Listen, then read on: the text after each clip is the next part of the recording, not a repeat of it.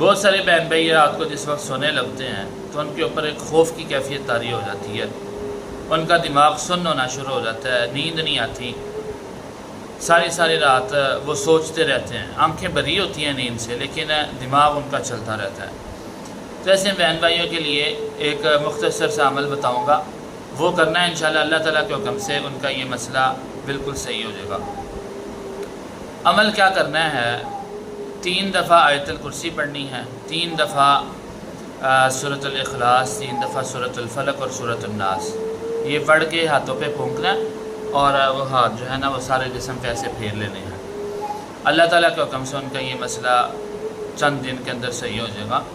اور یہ کرنے کے بعد جس وقت بستر پہ لیٹ جائیں، سورۃ المومنون کی 2 آیتیں وہ پڑھتے رہیں گے، یاد کر لیں گے۔ سورۃ المومنون میں آیت ہے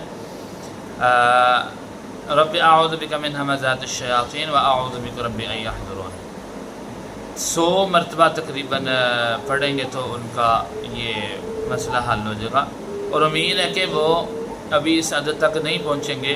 کہ وہ سو چکے ہوں گے اور ان کا دماغ بھی انشاءاللہ اللہ تعالیٰ کے حکم سے یہ صحیح ہونا شروع ہو جائے گا۔